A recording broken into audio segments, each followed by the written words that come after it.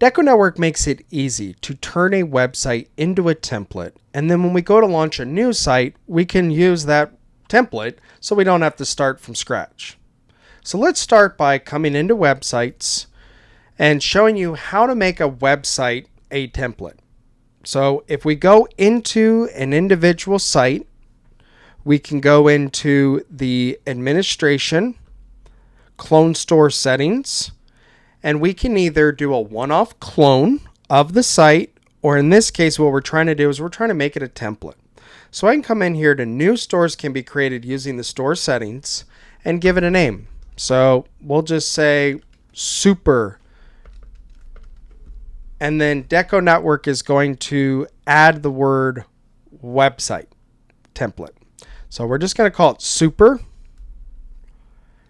And then over here in websites, what's also very important is within store options, we have this enable new store sign up templates checked. And it's a good idea to force new stores to select a template.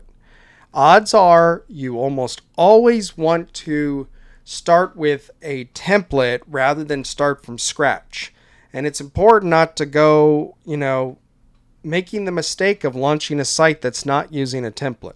So if I have this unchecked, I'll show you what I mean. So if I'm unchecked and I go to add a new website, add a new store, say it belongs to me, you could see I can choose blank, or then I can choose one of these other templates. Or if I come back to those store options and force the store to select a template, what's nice is when I go to add a store, the blank option is no longer there and it's not the default. Okay? So it's really that simple. Make sure within store options you have enable new store sign up templates. Most likely you want to force, and then go into a site and make sure you have a template or a store turned on to be that template.